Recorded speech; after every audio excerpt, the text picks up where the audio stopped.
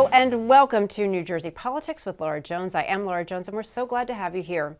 A new federal law is changing the rules for Medicaid and SNAP benefits, and New Jersey is preparing for what that could mean for residents across the state. The New Jersey Reentry Corporation has released a plan designed to help people understand the new requirements and keep the benefits that they are eligible for. Joining us in just a moment is former New Jersey Governor Jim McGreevey, Executive Director of the New Jersey Reentry Corporation. First up, soccer fans from around the world are arriving in our area as the FIFA Club World Cup gets underway.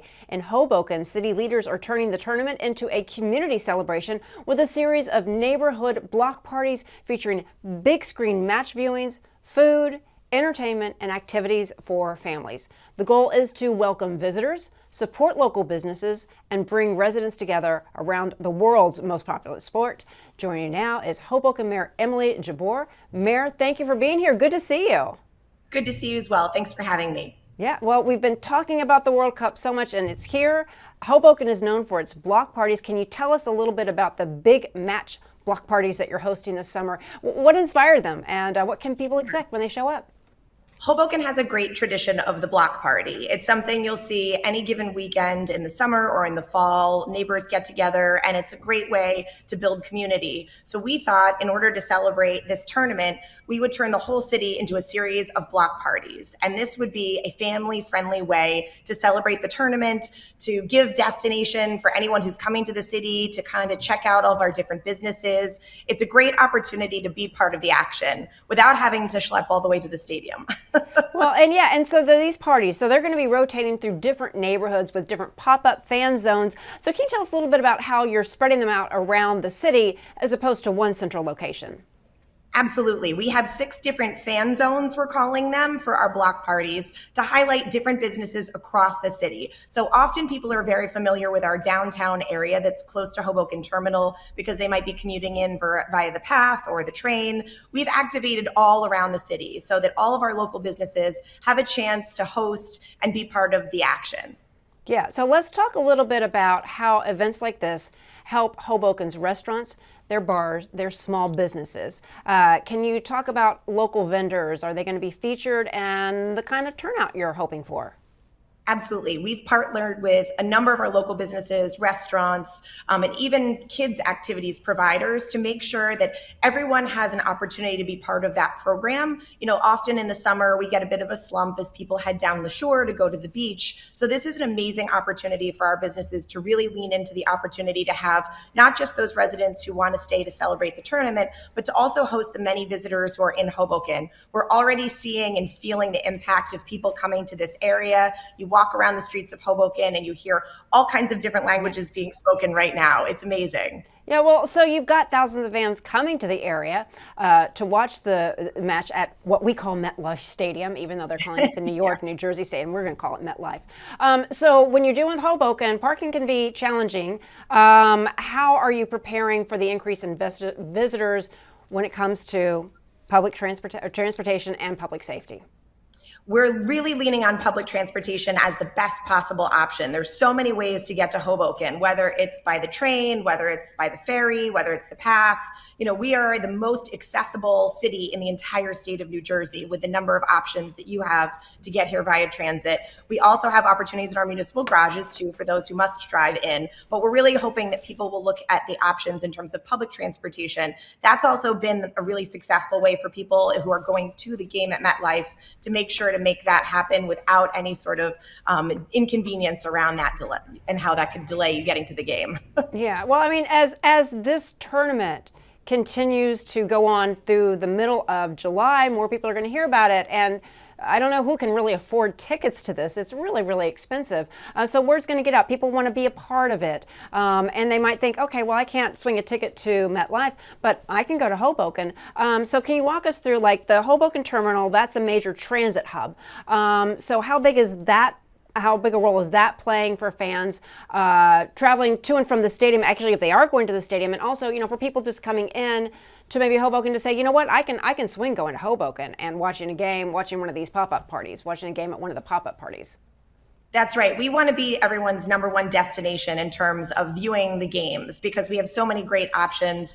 Hoboken has partnered with the Hoboken Business Alliance to make sure that we are doing this in a way that's really coordinated with our business community. And we think it's the best way to possibly participate in the action. All of our block parties are going to have activities for the kids, big screen, great different options. So you can try out all of our different restaurants.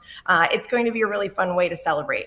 Yeah, and again, ensuring that the locals benefit. What is there an estimate on what kind of economic boost you're expecting during the World Cup, and how long these effects on local businesses might last? All right, I live in a small town in Lambertville, and they used to do fireworks on Friday nights. And what they found, it was great for people coming out, but not everybody was patronizing the local businesses. So have you been giving thought to that to ensure those local businesses are going to be able to or enjoy the benefits? Absolutely. That was part of the thinking around the rotation of our block parties in different parts of the city to make sure everyone has the opportunity to be highlighted and have that benefit. We're expecting over 1 million visitors to this region. So for Hoboken, we'll see what that brings to us, but we are excited because I think we will continue to be a top destination in terms of going out. All of our activities are also free, which was really important to us in terms of how we planned this in coordination with the Hoboken Business Alliance to make sure that all of these activities would be accessible for everyone in the community, or even if you're a visitor. We just wanted to make it easy to be part of the action. And so all of these activities are completely free. I think that's so important because, again, in this economy right now, people are having a hard time affording gas, let alone going to something, that's so expensive that the world is watching, but they do want to be a part of it. And that really means something. When people can't afford to go on vacations, but you know what? I can swing going up to Hoboken.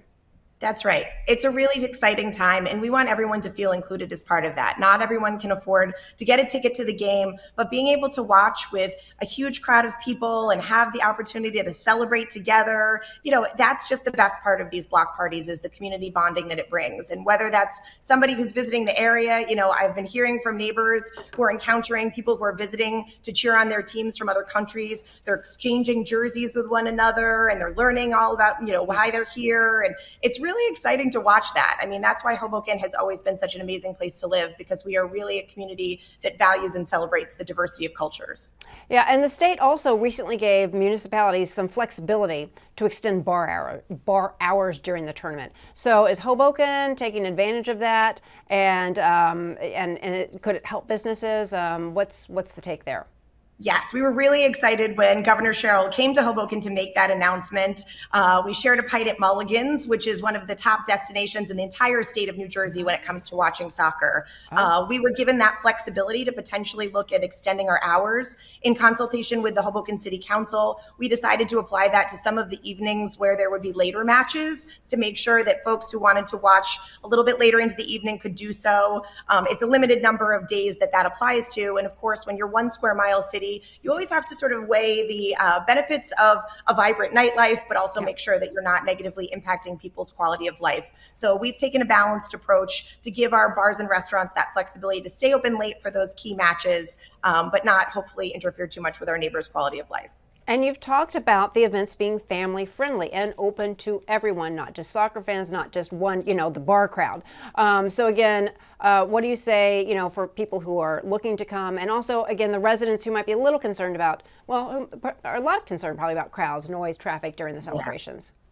It's been really successful so far. I would say, the feeling and the vibe and the spirit of it has been really positive. We've had businesses like the Inner Athlete, Hive Athletics. They've hosted, little pop-ups for kids, whether it's doing athletic relays or blowing bubbles or face painting. It truly is a family-friendly environment. So, parents can watch the game and be focused on that. The kids get something out of it. We really want to be committed to making sure that the entire community can be involved in part of this. And you never know, maybe some little kids will be inspired by the players and decide that, hey, this is a sport I'd like to do. Because this country is not as soccer focused. But, looking past this summer, do you see any lasting benefits for Hoboken, whether it's tourism, community pride, economic development? People are coming in from all over the world. But, do you see something lasting beyond, these next few weeks when it comes to economic development? And also, just being a part of that World Cup excitement.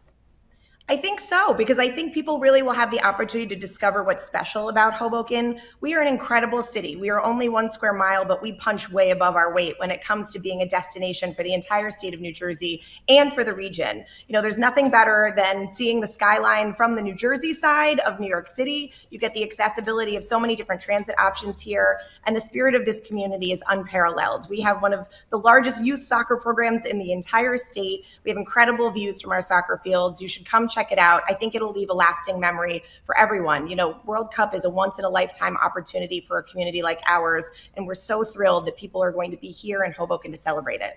I mean, one of the things that struck me after the Knicks won, and then starting to see everybody celebrating throughout the area, is people just projecting the game onto sides of buildings and people just organically gathering, which it just there was such a community spirit, right? And in this day and age, even if you're not like a huge soccer fan, I joke, I'm like, oh, I've been a Knicks fan for 96 hours now, and I'm very, very excited for it, right? But there is something about being a part of something bigger that you may not necessarily follow that really struck me as I'm watching all the coverage. That makes me want to be a part of it. Now I'm thinking I've got some friends coming in. Maybe we should go meet up in Hoboken now.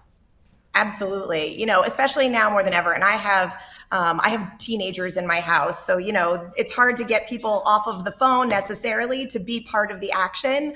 Having these parties and these block parties is a phenomenal way to make sure people are really connecting with others. They're feeling that connectivity of being part of a really vibrant community. Hoboken is an incredibly special place. And these block parties are a great way to highlight just how wonderful our community is. Now, how about you yourself, Mayor? Are you going to be out at all of the events, or you still have a lot of other work to do? Are you going to try and make it out to as many as possible? Trying to balance for sure. Definitely wanted to see some matches. We have a lot of different fans, even in this building in City Hall. Some of the, comparing notes of who's playing when and, who we're cheering for. And I'm very excited to be part of that. It's one of the best parts of living in Hoboken. So final thoughts here. If somebody wants to find out more about where the block parties are, where can they go for information on what, where to go, where to park, how to get there, Absolutely. and such? Check out the City of Hoboken website. We have all the information about our big match block parties. You can check out the Hoboken Business Alliance, Visit Hoboken. They have a lot of different recommendations for all of our great restaurants and bars, in addition to the schedule of block parties. You'll find them every weekend throughout the duration of the tournament, moving around town, and I really hope that people will come celebrate with us in Hoboken. Mayor, sounds like a great time. Maybe I'll see you there. Absolutely. All right. Thank you so much. Take care.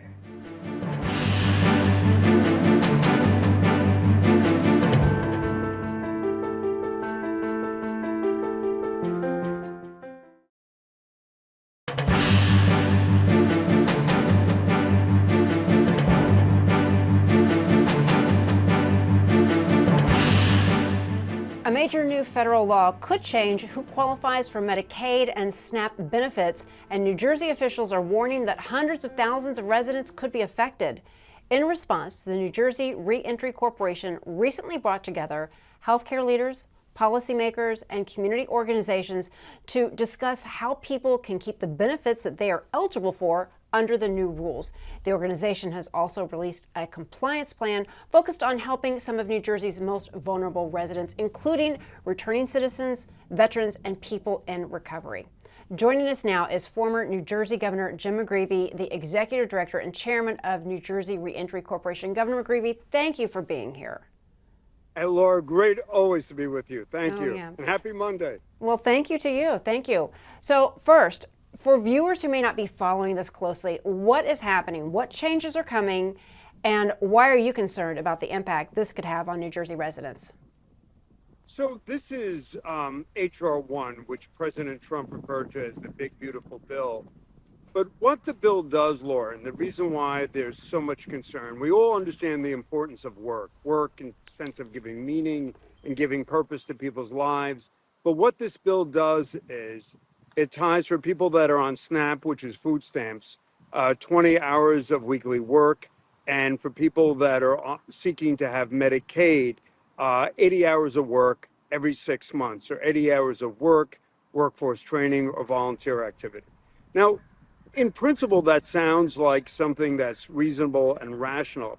But the reason why it's of such concern, and I just wanted to say thank you to the Sherrill administration, in particular, the commissioner of DHS, Dr. Cha. The reason why this is of such concern is because obviously this has to be documented. And what we're concerned about, the way we do reentry, is that we stabilize somebody's housing. We make sure that they have, whether it's a birth certificate or social security card, and then we have to get them Medicaid. And the irony is we have to get them Medicaid before they lose Medicaid. So what we've always been proud of the fact is that we sequence everything in a proper order and then eventually provide for job training for the individual, whether it's HVAC or phlebotomy or CDL. But the problem or the challenge here is with the Trump administration is that somebody comes out of prison 30, 60, 90 days. And in that 120th day, you're going to have to move towards immediate work. And the challenge for us, just candidly, Laura, is that when somebody's coming out of prison or somebody's coming out of addiction treatment or a veteran who's suffered PTSD, the reality is that that person may not be stabilized, whether it's with addiction treatment or mental health or housing.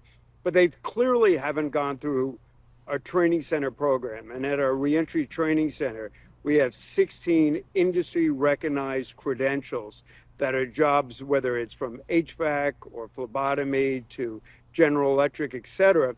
But the whole purpose of the reentry training center is that you're going to get a real job and a real certification. So that's a certification from the Department of Labor, the U.S. Department of Labor.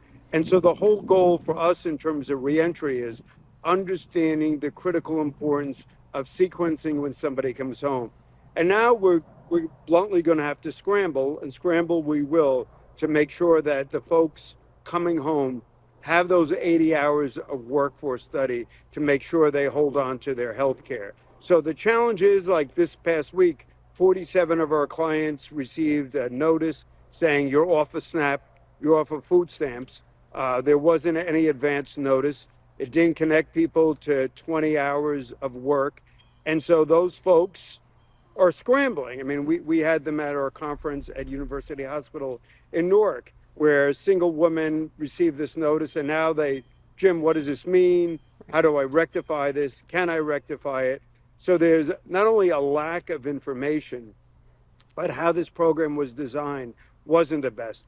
I love the idea of work. Work is essential to New Jersey reentry, but we'd like to do work after somebody is out of a shelter, so they have a stable, rational place to put their head, where they've grappled with any medical needs, any mental health or addiction needs. They've gotten their license, they've gotten their IDs, so that they've got their feet on the ground and they're better situated. I mean, it's almost kind of like taking a life preserver off before you've fully taught someone to swim. It's not that people that you are helping don't want to work. What you're trying to ensure is they don't stumble and end back up in a bad situation, and then the circle repeats.